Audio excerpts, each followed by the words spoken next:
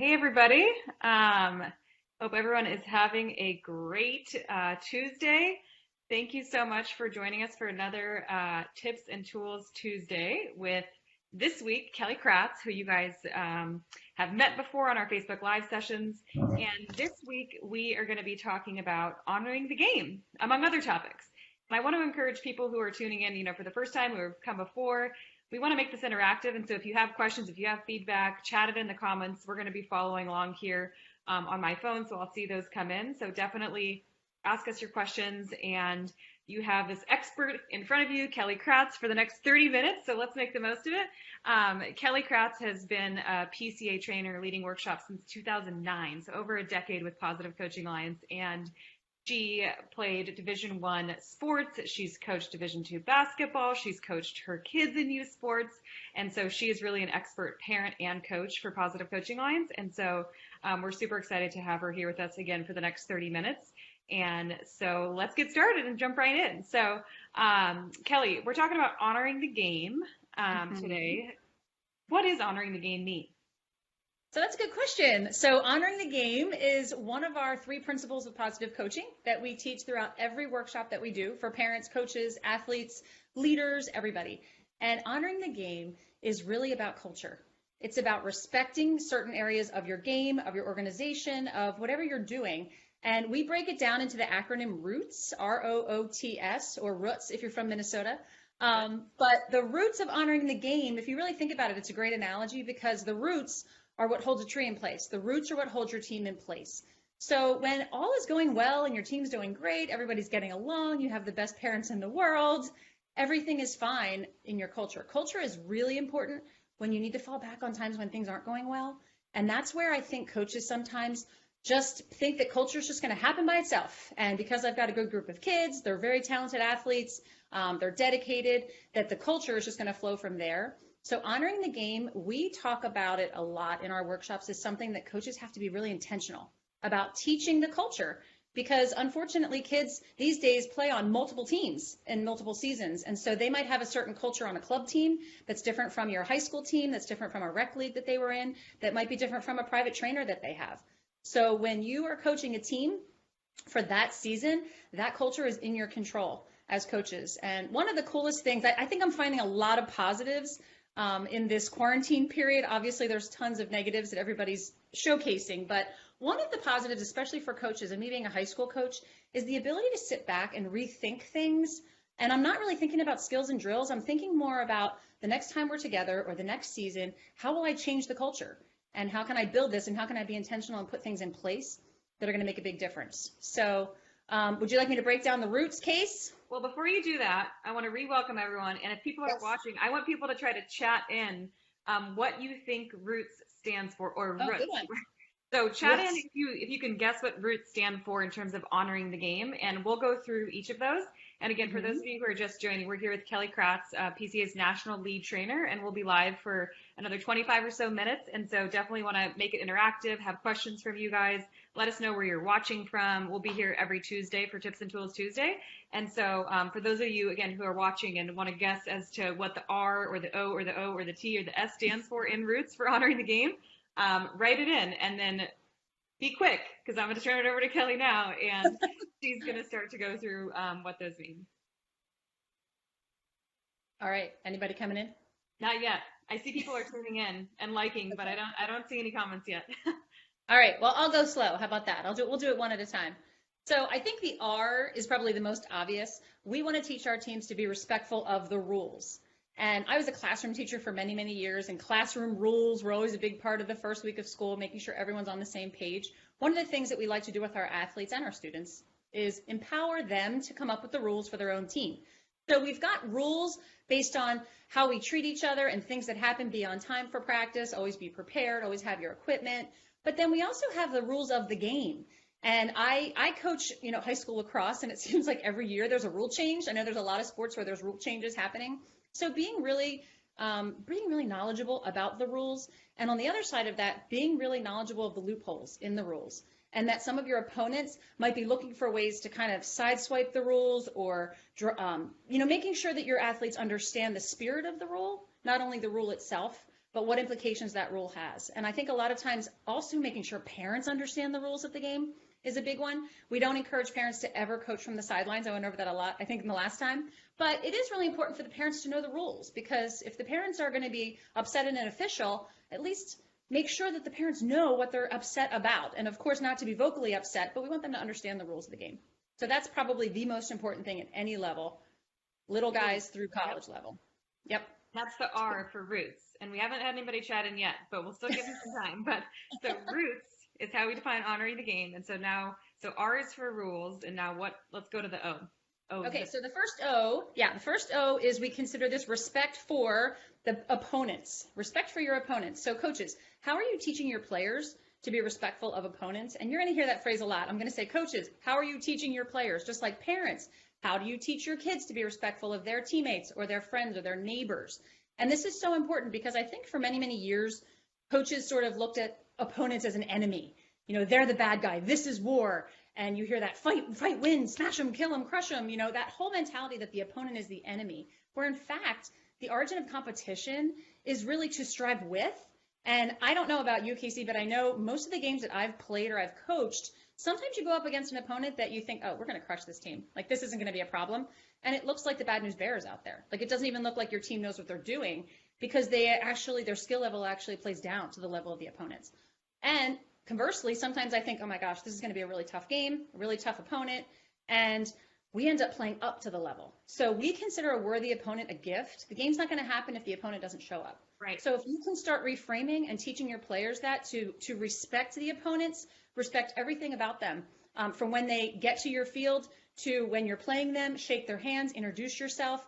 And it's always better to be the more respectful team to the opponents, especially when you go out and kick their butts. So right. That's always a good thing. Respecting your opponents doesn't mean going soft on them, right? It's still competing, but you can't have a game without your opponent. So you have to show respect. Exactly. We always use the phrase too, fierce and friendly. We want you to be as fierce and as beast mode and as crazy aggressive as you can be out there. And part of the game is knocking people over. That happens. Sometimes people get knocked down, people get hurt. But be the first one to reach over and help them back up again and make sure they're okay. And that's part of respecting. It's not saying be soft at all. We're here to produce tough competitors. Yes, exactly. So we got rules, opponents. What's the second O and the third letter in the acronym? All right, so in our workshops, this is the one that gets the most grunts and groans. When we say that a double goal coach, which is a coach that's focusing on teaching life lessons to the athletes and winning, this is officials. Coaches, we need to show respect for officials. Now, again, the big groan, officials is always the hardest one. Whenever I ask coaches, what are you challenged with most in terms of respect? They always say officials. This is a whole nother workshop that we talk about, but this is so important because I think someone once brought it to my attention. I never thought about this before, that if I go to play a game and I don't show up as the coach, the game will still go on. If the assistant coaches don't show up, the game will go on. If my star forward doesn't show up, the game will still go on. If the officials don't show up, guess what? No game. So who's the most important person on the field is the officials. Now, do officials always make the exact calls that we think they will? Absolutely not. Do I, as a coach, always make the right calls? No, I don't either. So in order to really extend this idea of teaching life lessons to the athletes, we need to model respect for the officials even when we disagree with a call. And that, I think, is the most important thing. We like to have coaches think of scenarios. When has a call been completely off color, and then the other team gets the ball and they might capitalize on it and they might score? You could lose a game on an official's bad call, and we've had that happen. But is really berating an official and teaching your team that was a horrible call? What were they doing? They were blind. What were they thinking? Is that going to help your team get better? And I always tell my team, if one bad call is going to cost a game, you haven't been playing hard enough in the other 59 minutes that you've been playing. And that's something that I teach from my 6-year-olds that I coached all the way up to the college level. Right. That's great advice. And I'd love to see too, if you're watching, just show a like or a heart if you're a current official, just to see how many officials are tuning in. And I'll also give a plug too. We can chat this in from the PCA account, but we've actually opened up, we have a 60-minute interactive online course for officials that we've opened up, given everybody's at home right now. People can go on and take it at no cost. And we've actually found that there's some club directors and coaches who are asking parents and coaches to go through this officials course. So you learn a little bit more about the conflicts and, things that you can do to try to work together well with the officials. So we can chat that again in so people can take that 60-minute course at no cost. So we're talking about honoring the game and the roots of honoring the game. So the first letter R is for rules, and then we got opponents. Third one is officials. Before we get to the T, I want to go back to a topic about opponents where Mark wrote in a question. Mark is saying, what do you do when opponents aren't respectful and it begins to engage a couple of your players to respond to that level? So what do Yes. you do when your opponents aren't respectful? Being respectful. Absolutely. Right. That's where your culture really stays in place. If you have a strong culture and you've taught your players, we don't talk back to opponents. We don't sink to their level. We want you to take the high road. This will actually come for the last part of roots, which is S, which I'll give you a sneak preview, is respect for self. And respect for self is having standards. And sometimes I understand it's hard, it's emotional. A lot of times if there's an opponent and they're talking smack to one of your players, the first reaction is to, bring them back down. You want to banter back and forth. That's part of the game. A lot of coaches have said that's just part of the game. That's just what we do. And you know what? I think showing it on the court, showing it on the field with your play is a lot more important than what comes out of your mouth.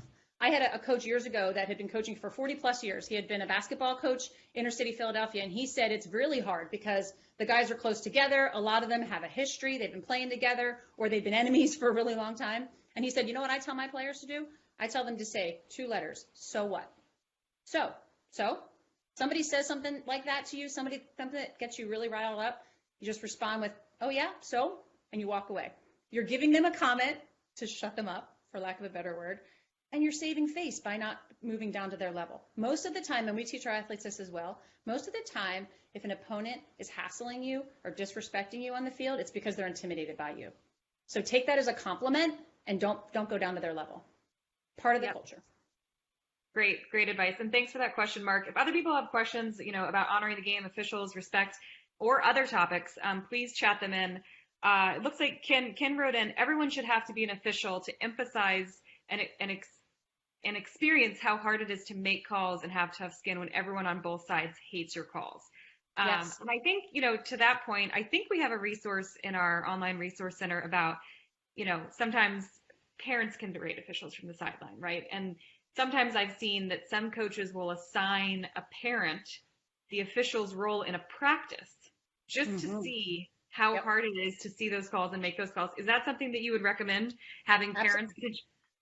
1000%. Absolutely. So I think that parents and also players, most of us have some type of a scrimmage or a game type part of practice. So every time, get a player, go to Dick's, get an official's jersey or even an official's penny, $10, best $10 you ever spent.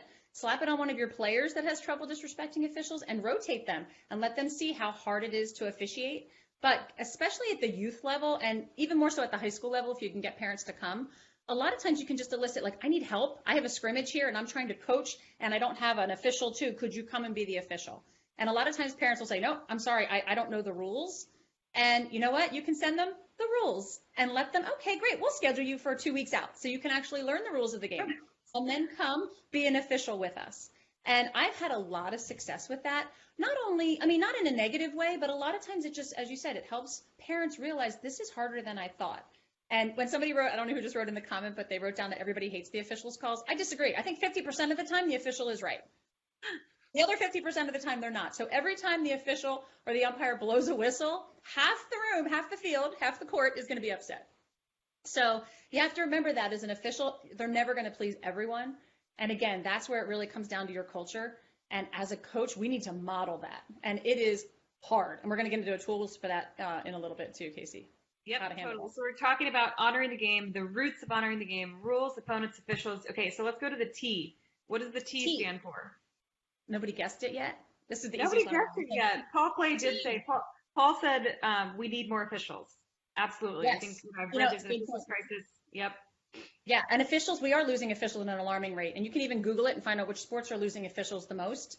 And, I have a lot of friends that were officials or a lot of friends that were former officials, and the pay is not bad. Just letting you know. I even have teenagers that have been officials, high school kids. And, for some of these tournaments, they're getting paid $200 to go out there for 4 hours. Well, if I was 16, that's pretty good money. And one of my daughters said, Mom, I'm not doing that anymore. It's just not worth it. I don't like the way I feel when there's a parent on the sidelines, yelling at me. And again, most of our youth leagues are officiated by younger people. So we don't want to lose them now. We want them to be great officials later. We want them to enjoy what they're doing. So parents and fans, it's on us and coaches. So the T stands for teammates. And Lisa, this again, yes. Lisa just wrote in T equals teammates. Nice job, woohoo, Lisa. thanks, Lisa. Good job, Lisa. Yeah, teammates. This one is the most fun. Teaching respect for teammates. And again, coaches are like, that's easy. Of course we show respect for teammates, but do you work that in as part of your culture? Are your teammates respectful of each other on and off the field?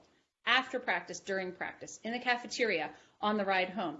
It's most of the time it's the snarky remarks that are being made teammate to teammate that can really damage the culture of a team. And I know some of the teams that I was on. I remember when I was a freshman in college and there was a senior that was playing. I played field hockey, was on the front line with me. And just some of the comments that she would make to me would just kill my confidence right away because I just wanted to do everything right. And the coach had no idea because it was just little comments like, what are you doing? What are you thinking? Why'd you stop the ball? Come on, let's go. And those are the things that really can hurt team chemistry and can hurt a teammate. So a lot of coaches have said we do a lot of work on team bonding. We do a lot of work on getting the team to learn to respect each other's differences, respect each other's skills. And I think, there's a lot of things, everything from pizza parties to bowling parties to sleepovers. As coaches, be as involved as you can in any one of those. There's a lot of teams that do pasta parties and the coaches don't show up, which is amazing to me because it's a great opportunity for the coaches to get involved. Now, sleepovers is drawing the line. We're not going to have coaches there, but wherever the sleepover is, make sure that the parents are on board with what's going on because we don't want anything to happen at a sleepover that would be against our culture, such as something with hazing or alcohol abuse or something like that. So coaches need to be in the know of what is going on. So teammate respect is great. I've heard a lot of ideas and people can even chat in ideas they've done to help bond their team together. I know there's a lot of ways of doing like families, and I've gotten this from everywhere from, girls soccer to guys football that they match an upperclassman and an underclassman, or even the youth level. They might match up somebody that's, better skilled and less skilled and make sure, or two people that live close to each other and they're buddies for the season, and they really help encourage each other. I know that on the teams my kids have played on, they've done this idea of families, and it's really meant a lot. They really encourage each other. Families between JV and varsity, so the varsity players can stay and cheer for the JV and vice versa. It's just a great way for them to really learn how to respect each other in an authentic way that's more fun. Totally. Yeah, I'd love to hear from people who are watching if you have ideas that you've done as a coach or that if you're a parent that your kid has been a part of, team bonding activities, ways to create that culture of respect for teammates. We'd love to hear that. So Stephanie says hi from Bermuda. Hey, Stephanie. Thanks for tuning in. Love it. So again, we're talking about the roots of honoring the game, and we are to the S. So rules, opponents, officials, teammates, and the last one is self. And I actually would love it if Sarut sounded better because I'd like to put self first. But to me, this is probably the most important one of all. And this is something, teaching self-respect. A lot of coaches say, how do you teach someone to have self-respect? This one is when kids and players have their own standards, and they have standards that are regardless of how everybody else feels. We call it moral courage. We call it standing up for what you believe in, and even when others don't. And this is so important. This is the dream team. This is when you know as a coach that you could show up a half hour late for practice one day, and your players would be doing exactly what you expect them to do. No question. How many of us could show up a half hour late with no texts to the coaches or the captain saying, I'm going to be late, and know that your players will be doing exactly what they should be doing? That is high standards. Those are players with self-respect. And the best way to build self-respect in younger players is to notice it. Notice times when they're standing up for what's right. Notice it when they're encouraging that player that the other kids are picking on. Notice it when one of the players is having trouble carrying some of their equipment and the other player goes over and says, hey, let me help you with that. Notice it when a player admits, yeah, you know what, coach, that was a foul on me. Sorry about that. That goal shouldn't have counted. A lot of times these are the underlying life lessons. We talk all the time about teaching life lessons. Sometimes we can teach the wrong life lessons in sports. I know I learned a lot of the wrong life lessons. So when we talk about teaching life lessons, I learned that if an official doesn't see it, it's not a foul. That's the life lesson I learned in sports. Whereas I got older, I thought, do I want my players to actually get away with things because the official didn't see it? Or do I want them to really be able to say, you know what, that was wrong. I shouldn't take credit for that because I fouled, or I did something I shouldn't have done, or the ball actually went out of bounds off of my foot instead of the other player's foot, and be able to admit that. And there's so many examples of that. We talk about teachable moments all the time. There's so many examples of that in professional sports where players really did stand up for what's right. And so we encourage coaches, YouTube is great. Find a little YouTube clip of a player that's really standing. Jack Sock and Leighton Hewitt, there's a great video I know on our Dead Zone. And it shows Jack Sock, who's actually reversing a call that the official made in a tennis match. The tennis official called the ball out, and Jack Sock was like, "Excuse me, that ball was actually in." And it's a great video. Share it with your players because they might think, "Well, what the heck? Like, why would I do that? I would never do that." And I coach lacrosse. We teach offsides, which a lot of sports have offsides. I remember I had a girl years ago. She was about 10 years old, and I just started teaching the offsides rule.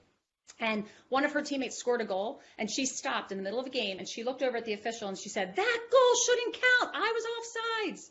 And everybody was laughing at her like she was 10 years old, but she was like, "Hey, sorry to say, you missed it. I was offsides." And the official was like, "It's okay, honey, I missed it." And I was thinking, you know what? There's a really cool opportunity for her to say, "You're right. Thank you. That goal does not count." Right. So I think in society, we have this rule that, whatever we can get away with works, but self-respect is something that's really, really important. I love that. And I want to get to Kenrick wrote in a question, Kenrick Lynn.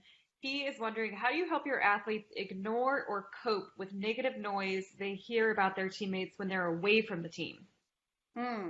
So good question, Kenrick. And again, if there's other people who have questions, we're going to be live for about another 10 minutes. So chat them in. And yeah, so what are your thoughts on Kenrick's question about hearing negative things about their teammates away from the team? Yeah, I think that's hard. And without knowing the specifics, I think one of the things that we have to remember is that every person on the team represents the team. So even you might have 30 members on your team, and if something is said about one of them, that is going to reflect the whole team. And we talk a lot even about social media use, honoring the game in the social media use that the kids do, because they could be posting something and they just might have their jersey on for their team, and that's going to reflect, oh, well, that's what the ice hockey players are like at that school, or that's what the volleyball team's like at that school. And it just automatically, we just do it. So when, again, it comes down to respecting teammates, one of the rules that we have in respect are black and white. Don't have gray areas. As coaches, we know what's right. We know the big picture. Your athletes don't. So if an athlete, again, model and teach it. If you talk to your athletes about this stuff, have conversations, bring it up to the team. Okay, you're a team now. You represent you're one family. Just like if you hear somebody talking bad about your brother or your sister, that's the way this team goes. Stand up for them. We stand up for each other. We don't embarrass each other. If you see someone sitting alone at lunch, we're going to go over and sit with them. I always say to my team, you don't have to be best friends. You have to be respectful and fair because we're a team. And there's no other way that we're going to succeed in this season if we don't act as a team. Because that is, I call it the cancer that runs throughout the team, are the negative remarks and the snarky attitudes that go throughout a team. So we make sure if I hear anything like that as a coach, we just get it out in the open. We just have a talk. And it doesn't have to be this secretive, right, underground world of things going on. Get it out in the open, talk about it, talk about what's going on. Love really that. Great question, Kenrick. I see a couple other people have joined. Brian Virtue in Cleveland, thanks for watching. So if you're a coach that's watching and you're wondering, how does honoring of the game influence my culture? And how can I really do my best to make sure that I incorporate this into my culture? What are some things that you would give advice to coaches who are watching? Yeah, that's a really good question. So we kind of use culture and honoring the game as hand in hand because we break it down into roots just to make it simple, so to make sure that you're hitting every aspect of your culture. But I think as coaches, we're not as intentional as we should be about teaching culture. I found early in my coaching career, I was spending a lot of time saying, don't do this, don't do that, and putting out fires. Don't disrespect the officials, don't talk bad about your teammates, don't be late to practice. Instead of really holding the bar high and setting expectations. Honoring the game has to do with expectations that we're setting so that the players can live into them, not just be told a whole bunch of don'ts, because they can't do a don't. They want to be able to do, what do I do? And so I think it's really important in setting a culture, even something simple by saying, on this team, we're respectful of our teammates. What does that look like? On our team, we're respectful of officials. And what does that look like? On our team, we always respect our opponents. What does that look like? You know what that looks like? That looks like staying in the pool and shaking the hands of the two people on either lane on either side of you before you get out of the pool, and then thanking the timer on your way out. That's just something we do. That's a specific example, but that's something that we do on our team. And the more you reinforce it, and the more you notice it, and the more you acknowledge it, the more it becomes part of your culture and part of the norm.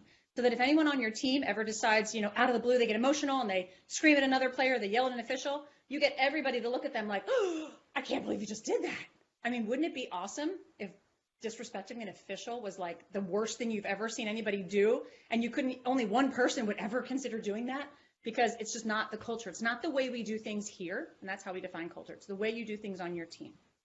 And I loved your comment. You can't do a don't. show them and tell people what they can do because they want to do. So Mark Little wrote in a question. And Kelly Spalding said, great advice for siblings during this time also. Exactly. So Mark is wondering, if you have an issue on the field, do you address it then or wait and talk to them together to come up with a solution? Probably depends Okay, on so what it is, but yeah, I mean, I think, again, that has to do with any mistakes. We talked about mistakes, I think, when I was on 2 weeks ago. And that has to do with, would it be embarrassing to anyone? So if there's a player that's talking badly or having a conflict with another player, and in any way, shape, or form it would be embarrassing to bring that up with the whole team, then definitely bring them aside, talk to them about it in private if it's a correction that needs to be done. If it's something that affects the team is seeing it happen, and I would get permission from the players first, like, hey, this is something really important that we'd like to address with the whole team. Is this okay for us to bring this up together? Sometimes things need to be addressed immediately. Sometimes we need to park it till the next day, and sometimes we do need to have private conversations.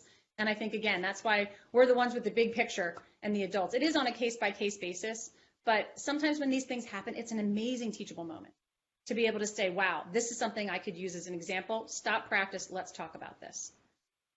totally. I think you just have to play them by ear. Yeah. And then Sharon also wrote in, I just want to call out, she said, as an athletic director, be approachable as a coach or an athletic director so that athletes feel comfortable talking to you about team issues. That's a great point. That is a really good point. We ended up having a lot of team meetings this season and last season. We would have a team meeting for about 10 minutes before warm-ups even started. And a lot of coaches say they use warm-up time to walk around and check in on the teammates. We use warm-up time not even warm-up time, pre-warm-up time, when the athletes are just coming down to the field, they're just sitting and we talk about a topic. And sometimes it might be something that an athlete brought up at practice before, but it's culture. I call them culture shaping topics because these are really important and these are teachable moments. And, you don't always have to use names, but you could say, one of the players came to me concerned about something that she saw another player put on her Instagram story. Can we talk about that? And what is our team policy going to be on that? Or somebody said that they really had a hard time focusing because they heard one of the dads in the stands just could not stop screaming directions at them the whole time. Can we talk about how to handle parents? And that was just I know we don't have a lot of time, Casey, but parents are part of your culture. Parents are on your team. So yes. Coaches, you're in charge.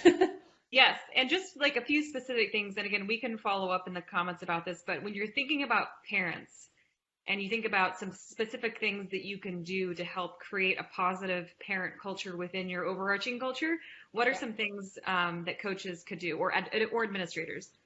Yeah, I think number one is have a meeting. Again, open communication is the most important thing. And I have done hundreds and hundreds of workshops. And every time I say to the coaches, how many of you have a mandatory parent meeting before the season? And hands go up. A lot of hands go up. And then I said, how many of you talk about more than just what time the season starts, where to pick up your uniform, and transportation to and from games? And then hands go down. Like the parent meeting a lot of times is just based on logistics. And thank you, I'm the coach, this is my experience level. You're missing a huge part of a parent meeting, and that is defining your culture. Because you have to have expectations for the parents as well. And ROOTS, the roots of honoring the game, are even more important for parents. Parents are emotional. We are passionate. I am speaking as an emotional, passionate parent. I get it. You get wrapped up in the game. Your kid's not playing. They finally get in for 2 seconds. They make a mistake. They're back out of the game. You're emotional. I get it. Somebody knocks your kid down and the ref doesn't see it. Oh my gosh, like Mama Bear kicks in.